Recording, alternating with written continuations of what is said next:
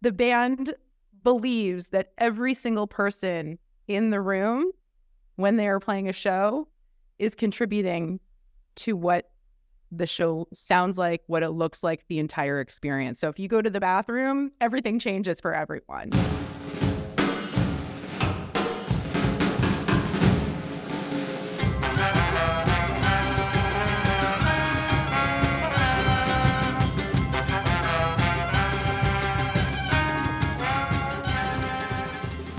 Welcome to Amusing Jews, where we celebrate Jewish contributors and contributions to American popular culture.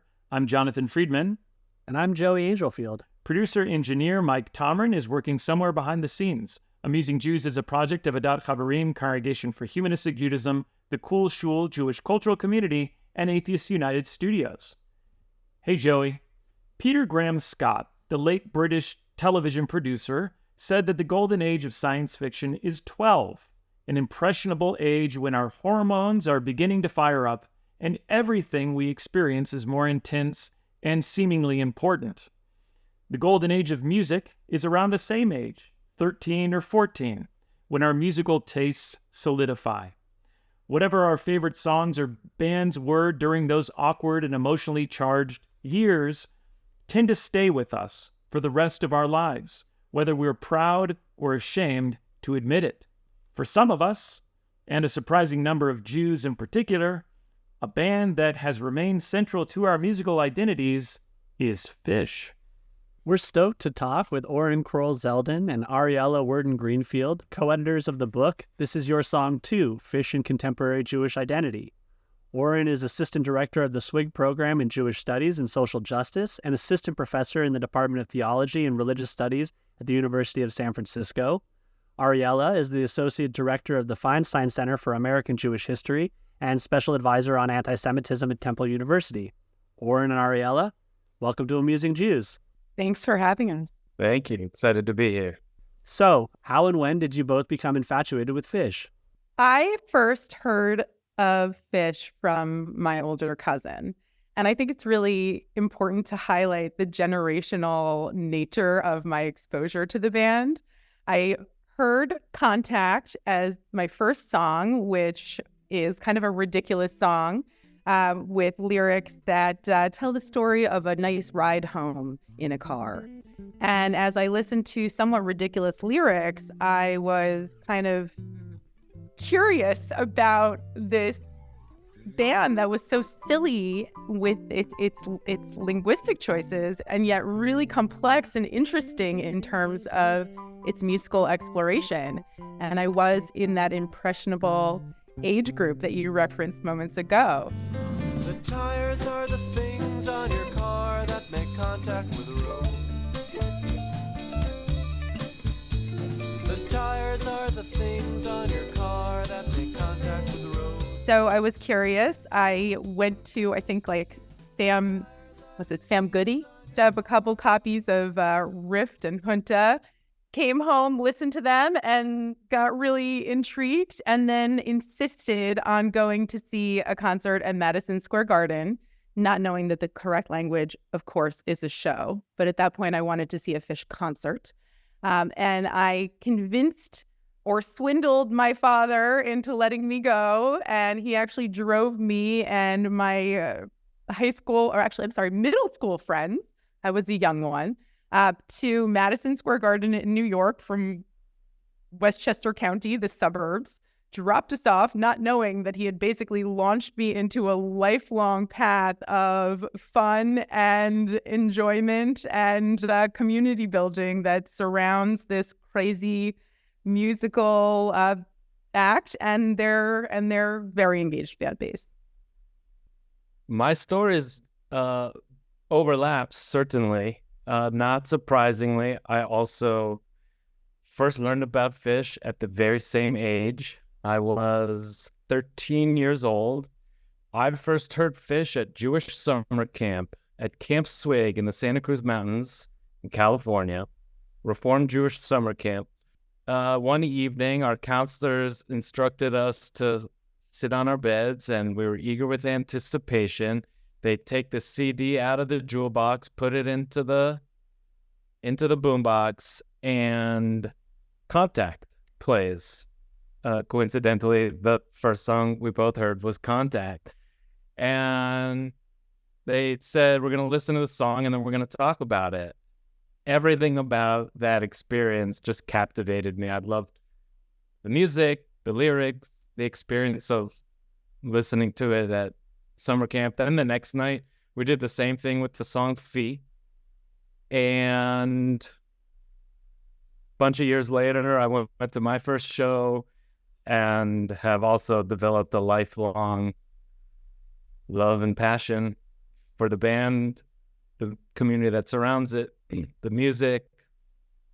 And I think also, not coincidentally, summer camp was the place that I learned about the band, which was the case for so many others who learned doing research for this book. What's so interesting that I just want to highlight is that your foray into Phish from the very beginning involved this intellectual pursuit. And it's manifested in our project. So I think it's really exciting to think about how you were analyzing the music from the very beginning. My first experience with seeing Phish live was much more of a sensory kind of experience with the band.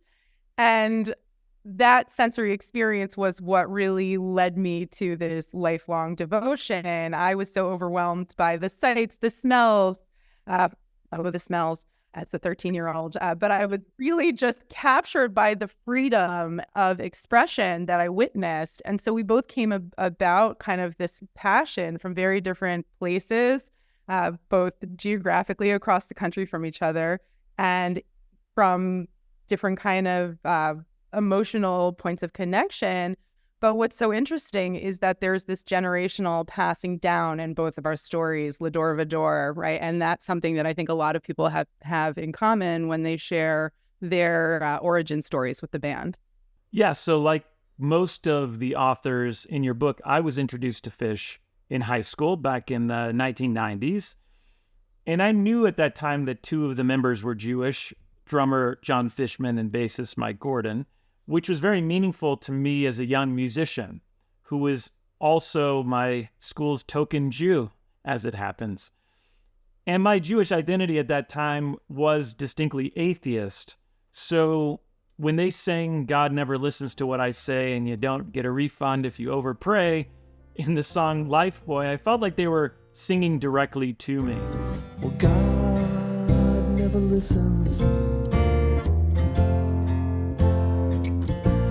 to what I say. God never listens to what I say. So very hard, and you won't get a refund if you overpray.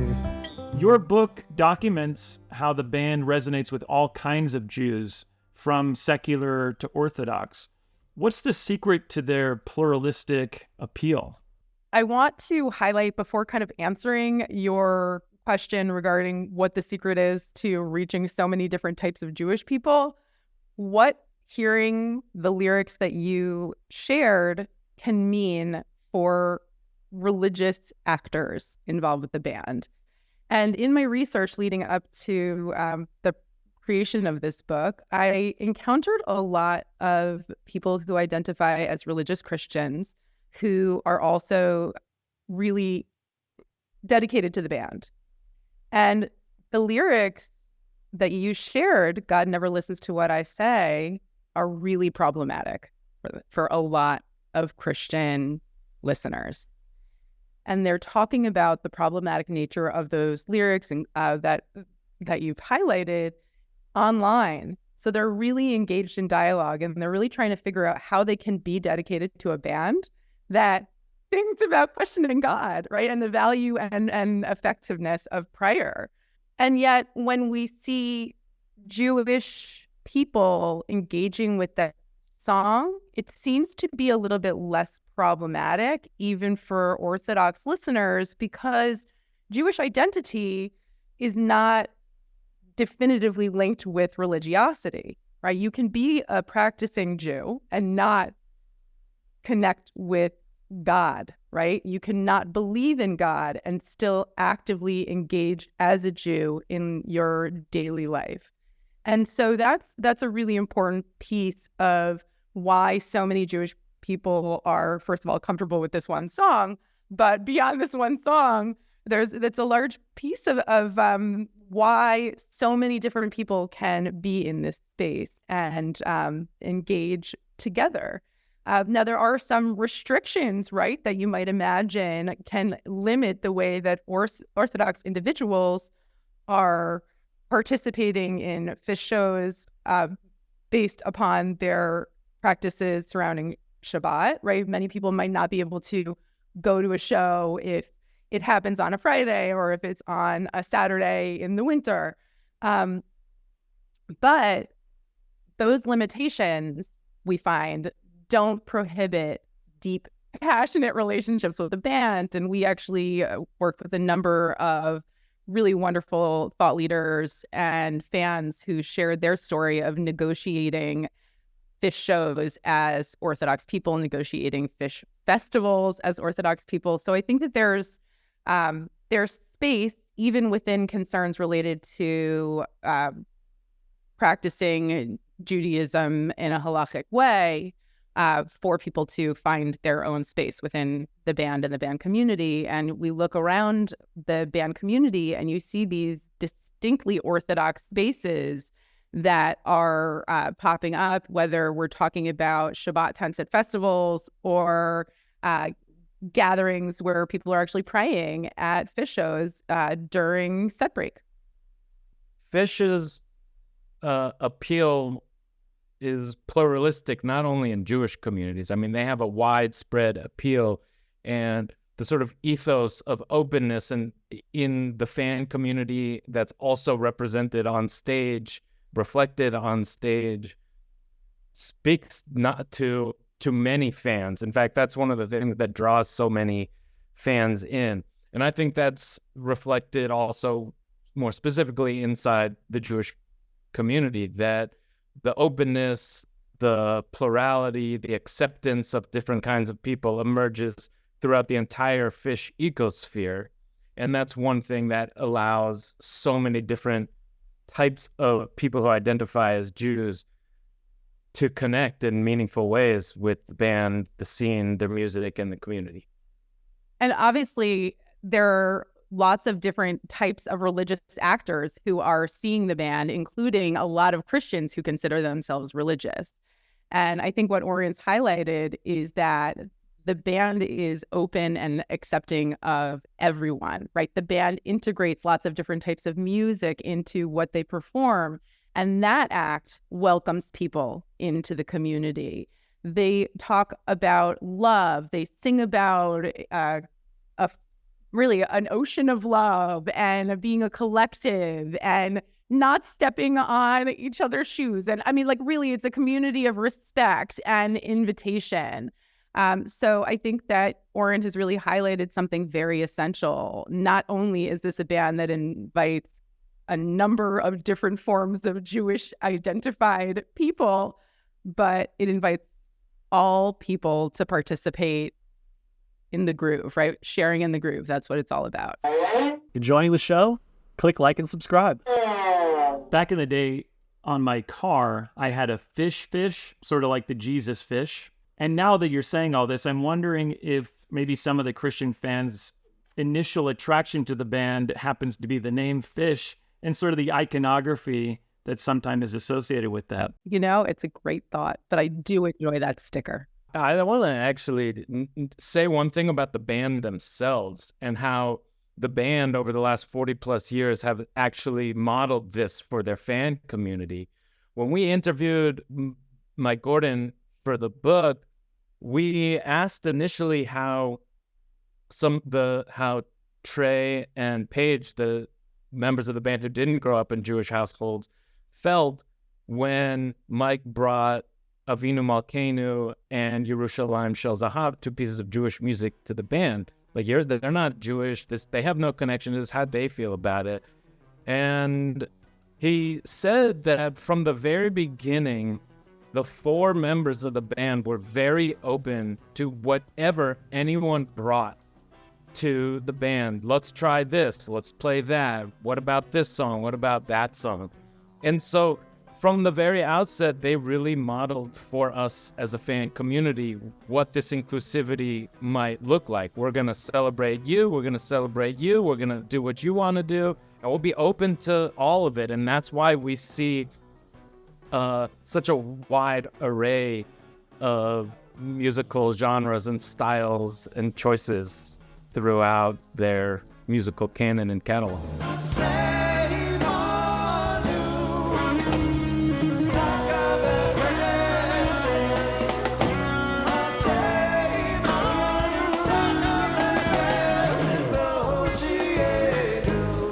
And one thing that was so beautiful about that interview is that Mike Gordon shared that when they first started really infusing lots of different influences into their canon and their playing, they felt as though their shows were a little choppy. And it was only when they infused different melodies and methods and identities within the same song that they really were able to achieve the greatness that they have.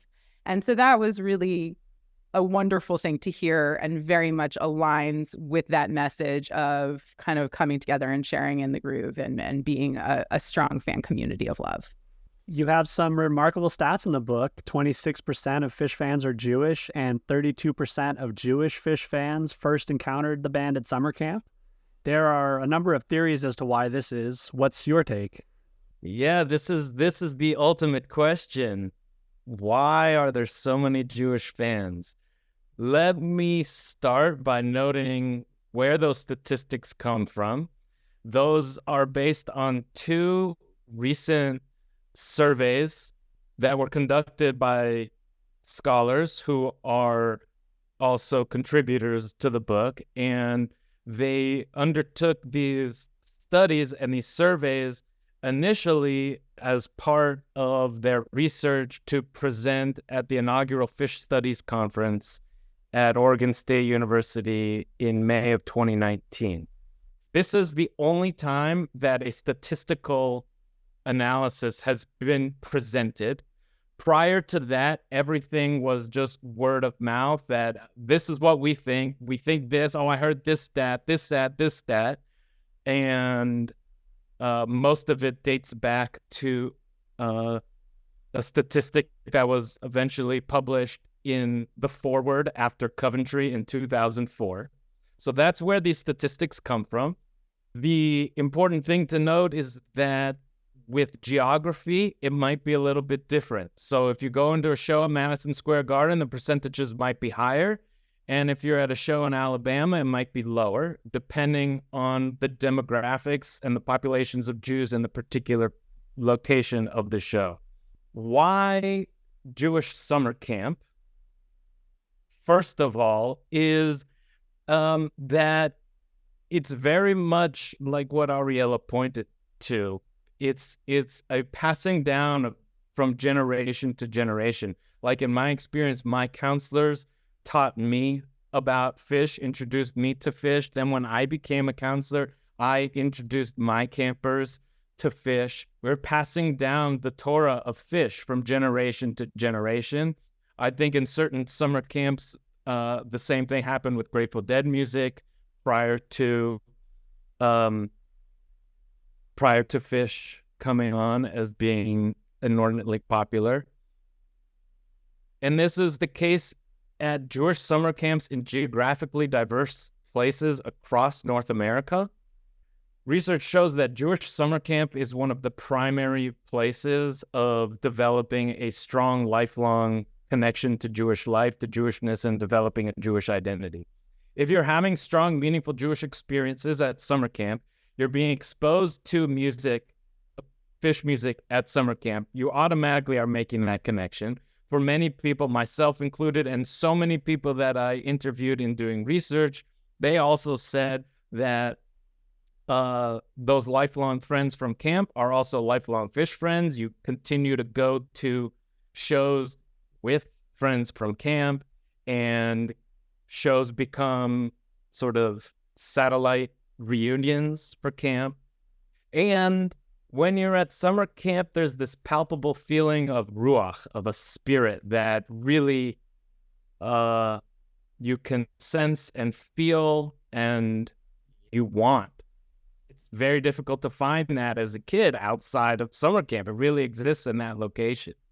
Well, once you get older, you don't go to camp anymore. You age out of camp, but you still have that deep desire for that feeling, for that ruach. Well, one place that you can find that actually is at a Phish show. That feeling is very similar to the ruach felt at Jewish summer camp. In addition to Jewish summer camp, there's a couple of other factors as to why there's so many Jewish Phish fans. One is that Phish became popular in the 1980s and 1990s at the same time that there was a sort of a rise of Jewish cultural identity. Jewish religious identity in American Jewish life was waning. Cultural affiliations were on the rise. People were less interested in the more traditional forms of Jewish life, such as synagogues, JCCs, federations were looking for it in other places, started identifying more in a cultural way. And Phish fandom was really able to capture that. I could identify with something outside of the mainstream. Phish was outside of the mainstream. And going with other Jews into that countercultural space. So that leads to a third factor, which is Jewish affinity for counterculture. Jews in and of themselves in the United States are almost countercultural by definition of being very much on the outside, but perhaps wanting to be part of the inside, wanting to integrate into mainstream culture. Jews have been overrepresented in new religious movements, in countercultural movements. This was the case also during the countercultural revolution, the hippie revolution in the 1960s. And there is no more sort of countercultural act in American popular music than Phish. Despite their best efforts, they became popular. I mean, they tried to be as uncool and as unpopular as possible, and yet they still have so many devotees. They've never had a single on the top of the charts. They've never had an album on the top of the charts. The majority of their music is not radio play friendly. And so they're very much on the outside, yet somehow are inordinately popular. So I think a whole generation of Jews was very interested and attracted to that. Of course, there's the fact that two members of the band were raised in Jewish households.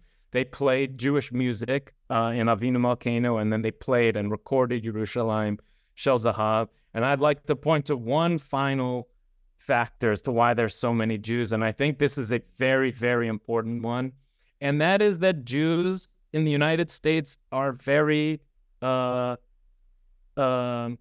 easily identifying with humor as being an important thing for them.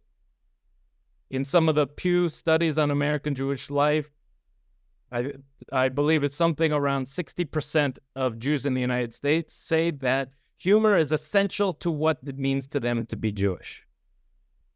Phish is nothing if not funny. Their lyrics are ridiculous and whimsical.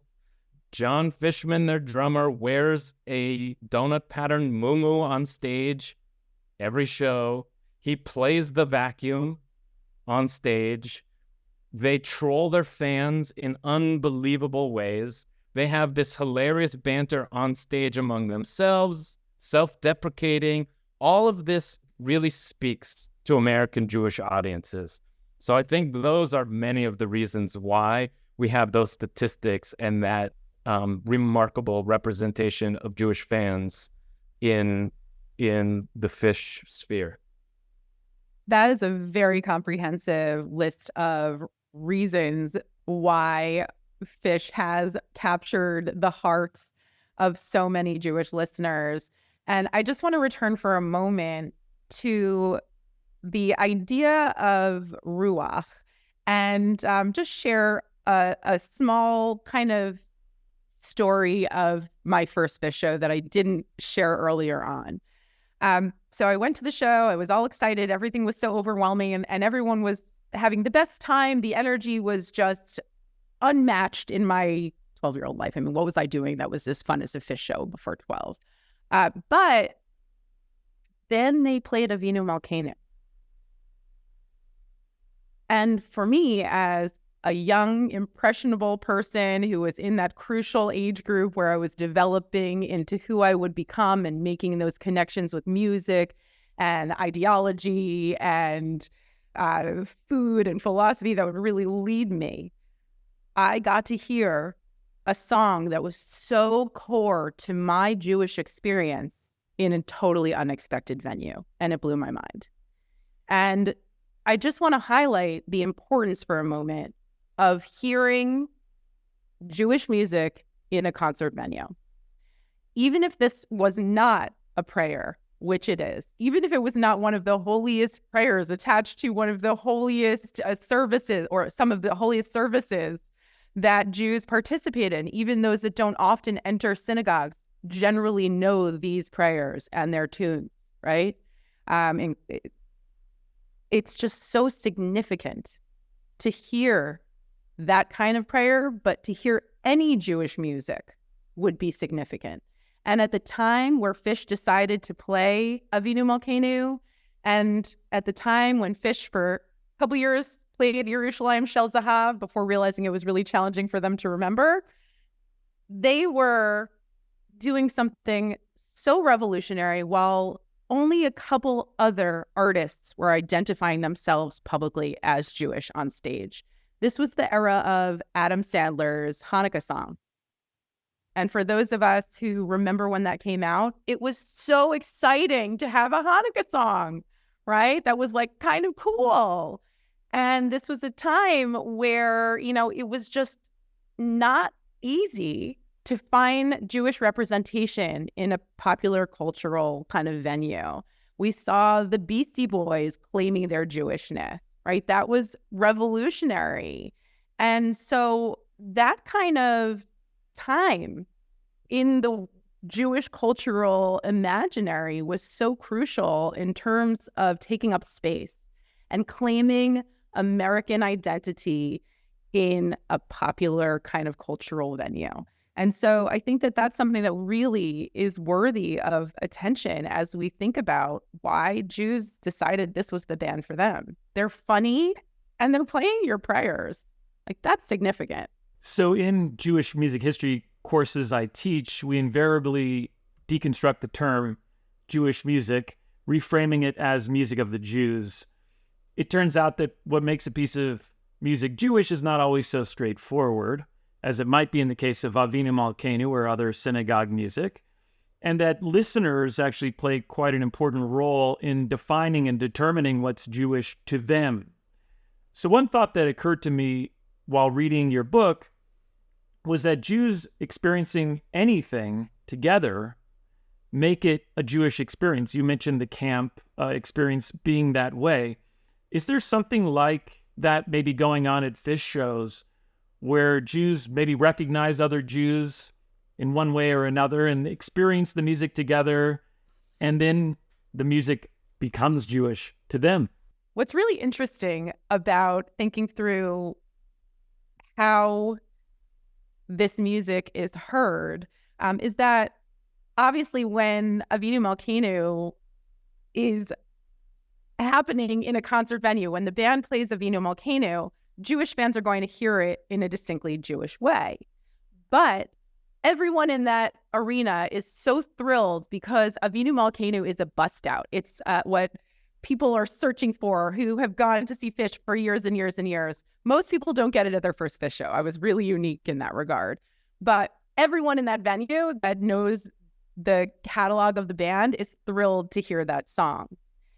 And when you are on the other side of the coin, when you're with your camp community from Camp Swig or another Jewish camp, or you're with your friends from high school who happen to be Jewish, who you've seen Phish with your whole life, and you hear another song, like for me, it's 2001. That song very frequently hits a certain nerve for me in my kind of Jewish life and identification. And I certainly would imagine that other people have these moments when they are with their Jewish community or when they're connecting with a particular baseline where they're feeling the music Jewishly. It could be because of community, and it could be because of a relationship with the song or with the divine. But there are so many occasions within Phish shows where people are hearing music in a way that pertains to their identities and their experiences. And I think that what we found in our research is that Jewish people are doing it in such large numbers. They're feeling this in such large numbers. They're feeling connected Jewishly to not only the band and their two members who were raised in Jewish households, not only to the community of other Phish fans, but to the music. So my sort of entree into Phish was not through summer camp, was not even through really a community, but was really because I was a musician and I was looking for something musically interesting. One thing that I've noticed over the years is that people who maybe aren't so musically inclined and listening to the intricacies of what the band is able to accomplish when they're jamming and so forth, they listen to the lyrics and think that they're so dumb and that this is a stupid band, you know? And there's this interesting juxtaposition, I think, where if you are the type of person who listens to, you know, pop music, as it were, and is really focused on the lyrics and the content of the words, you're kind of missing out on the larger musical experience. That's sort of my take on a lot of this too, is yes, the humor is really important to me as sort of an aspect. I like the juxtaposition of the serious and the humorous because musically it is quite serious. That to me does speak to my own idiosyncratic sense of Jewishness, but isn't necessarily a part of a larger communal Jewish experience. So I might be an interesting subject in the sense that my experience with Phish is really more personal than communal, and it's still very Jewish. I think you're not alone in that at all. I think that's a common theme that we see. Also, speaking to that, there's this sort of Talmudic tradition of Jewish life that is built on questioning or discussing or arguing and applying deep textual analysis to things. And Phish fans engage in that practice. Sometimes it's with the music itself. Sometimes it's with the lyrics. Oftentimes it's with set lists or Phish stats. How many times have they played that? Oh, what? They've never opened the second set with that before. They've never played that in an encore. And there's this deeply layered textual analysis of various elements of a show that fans apply. I think that really speaks to Jewish fans as well.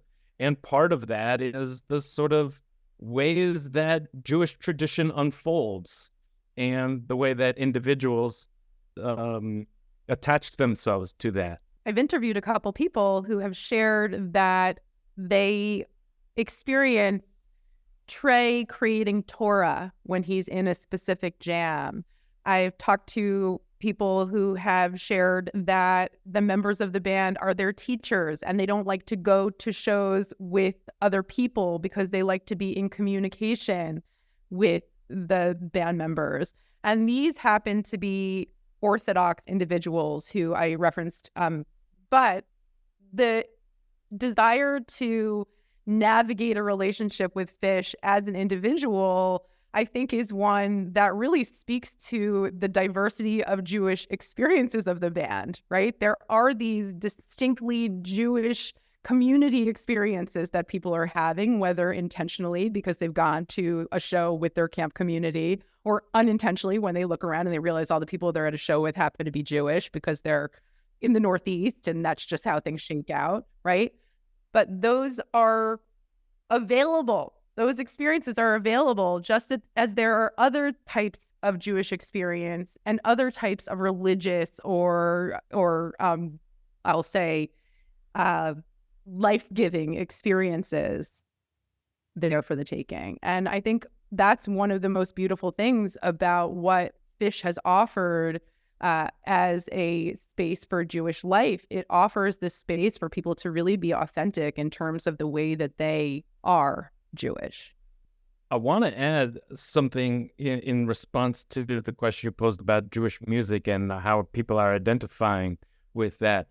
And it's actually to say that it's not only the music, that there's so many different ways that Jewish fans identify with other Jewish fans and can find them at shows, much in the same way that Phish fans more broadly will signal to other Phish fans through, wearing a donut pattern bathing suit to the beach. Everyone will be like, oh, there's a fan, or stickers on cars, whatever.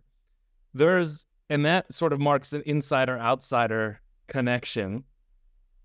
The same thing is happening deep inside the Phish community with Jewish fans. So people might wear Phish shirts in Hebrew on it. There's very popular shirt that so many people bought on their youth trip to Israel on Ben Yehuda Street. Whatever you do, take care of your shoes, written in Hebrew with the Phish logo with Hebrew writing on it. It's a very popular one. Some people will show up to a concert wearing their donut pattern kippah, the O kippah. There will be others with much more deeper insider Jewish shirts or whatever on. My personal favorite is the yellow and blue shirt with the Chabad crown on it, and it says "Still Waiting" in reference to cross-eyed and painless and endlessly waiting for the Mashiach. Like there's these deep, deep insider connections that people are able to locate other Jewish fans in very subtle ways that sparks a connection between them. It happened to me in synagogue a couple weeks ago. It's like, Phish kippah, there you go. Let's go talk to the O kippah guy. So you make friends. But there's this notion of being an insider, right? Of being in on the joke, in on the message. And that is so powerful for Phish fans. Phish fans love to be in on the joke. And it's something that the band actually kind of inspired, because when they were kind of gaining popularity, they would put coded messages into their music that inspired a response from their fans. So they might play a couple notes, and that actually signals their fan base to perform a certain set of behaviors.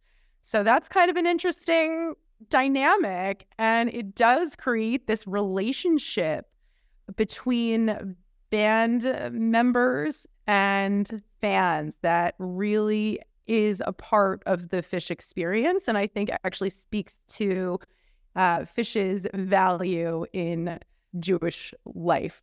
So the band believes that every single person in the room, when they are playing a show, is contributing to what the show sounds like, what it looks like, the entire experience. So if you go to the bathroom, everything changes for everyone. So that kind of engaged involvement, I think, aligns in a way with kind of this sense of ethical responsibility. And what do I mean by that? So your ethical responsibility to not go to the bathroom during that show. No, there's this sense that your behavior has an impact on those around you. And that extends beyond just whether you have to wait to go get a beer so that the band is where they need to be during a particular song. And it extends to, I think, the messaging that the band puts forth to encourage the fan community to engage with each other with respect and to bring a level of kindness and love to everything that they do, both in the concert arena and when they leave the venue. So that's something that I think really does speak to a lot of Phish fans, but very much aligns with the importance that a lot of Jewish listeners place on ethical behavior. Phish fans get excited when the band is mentioned on The Simpsons, or see Ben & Jerry's fish food ice cream at the store, or more recently spot Trey Anastasio at number 53 on Rolling Stone's list of 250 greatest guitarists of all time. Phish is an outsider band that occasionally penetrates the mainstream. Is there something Jewish about this outsider-insider status? I don't know if there's something distinctly Jewish about it, because I think it's just insider-outsider is more of a universal phenomenon. But it is also a Jewish phenomenon, certainly in American Jewish life. When you're an American Jew and you see an American Jew do something remarkable, we want to claim him as our own. We want to claim that person. We want to claim her as our own. Oh, wow, that person's a member of the tribe. That's awesome. Similarly, Phish is a tribe, right? We like to tell ourselves we're part of this tribe. So yeah, when Trey makes that list, it's like, what, 53? There's no way he belongs much higher up on that. When we see Phish on The Simpsons, yeah, that's amazing. Or when we watch sports on Fox Sports, and there's Phish drop down in that music before going out to commercial. Boom. That is amazing. We want to claim that as our own. We're part of that. I think there's something distinctly sort of human about that. And additionally, Jews engage in that practice as well. So I think the Jewish piece is more of wanting to claim the Jewish elements of Phish as our own. We really do see a band who decided to just be who they are. And I would never say that these are like 4 super cool guys on stage. They're not trying to be super cool rock stars, right? They never were. They did their thing. They played their music. And again, I would never say they had, well, now they all have stylists, but they were not trying to achieve a certain, maybe they were trying to achieve a look, not a rock star cool guy look. And so what does it mean to pursue greatness through your musicality? What does it mean to take an approach that allows you to be so whimsical and, quite frankly, ridiculous and eschew that which has worked for so many other bands, right? So that's encouraging, right, for a lot of people who might feel like outsiders, and a lot of Jewish people have historically felt like outsiders in this nation. And when we look at kind of pop culture, again, Phish took the stage and proclaimed that Jewish identity belonged on stage. But that was such a unique act, right? And it's representative of their kind of claiming of this outsider status that will do what feels right for them. And they're not trying to model themselves after any group who has succeeded by kind of whitewashing, or I shouldn't use that language, but by removing any kind of identities from their band members. Again, it comes back to their emphasis on bringing everything together, being who we are, celebrating who we are. And part of that celebration, I think, is celebrating the outsider, celebrating the underdog. So that resonates strongly with people who may have felt like an underdog because they were the one Jew in their high school, or because they were a musician in a place that prioritized maybe the football team, right? So that's something that Phish has done for a lot of people. They have modeled success from an underdog perspective. Well, you note in the book that Jewish religiosity is declining among younger generations of Jews, and that Phish shows provide alternative spaces for Jewish identity expression and even spirituality.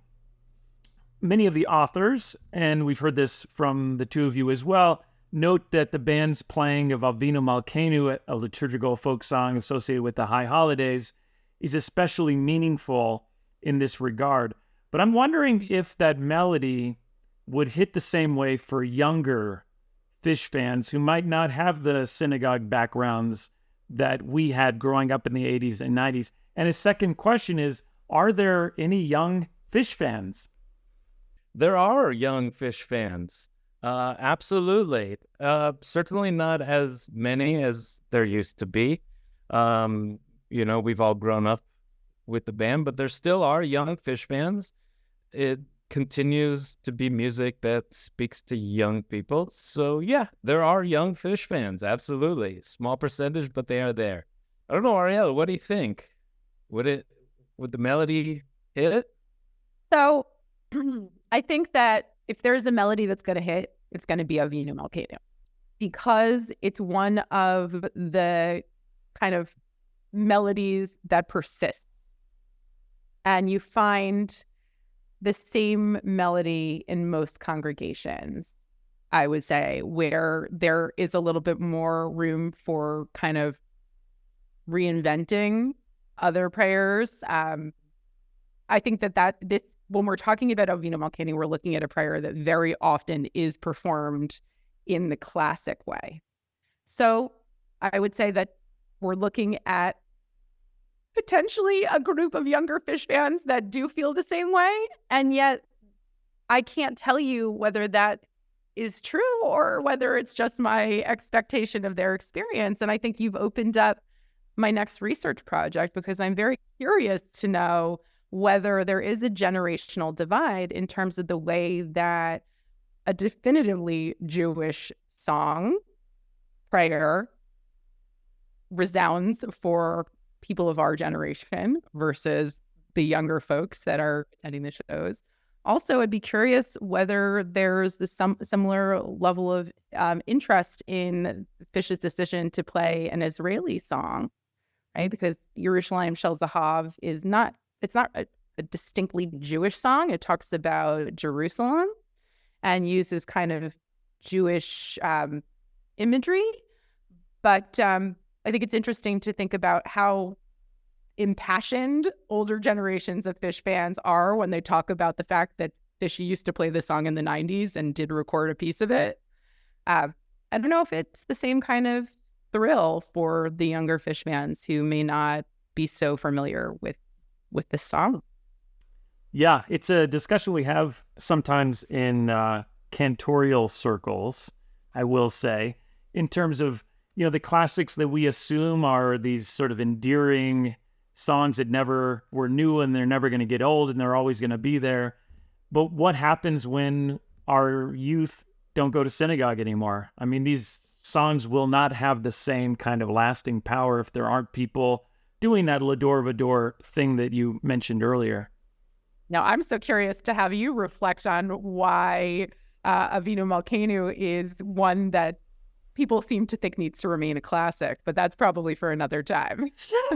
Well, the key to that is really the Phragish structure, the scale. It's that kind of exotic, sometimes called the Hava Nagila sound. And I think actually Hava Nagila itself might be a good alternative to Avinu Maklenu if we're thinking about attracting Jews who maybe don't have a synagogue experience but are kind of aware of a more general song, Hava Nagila, which is kind of everywhere and everywhere identified as Jewish in a much broader way than kind of the synagogue-specific Avinu Maklenu.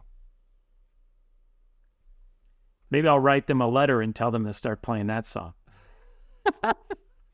Well, interestingly, inside of Senta B'Mule, there is a klezmer, like a small klezmer section that Mike Gordon introduced also into the band. So they do have the ability to play a klezmer-esque style of music.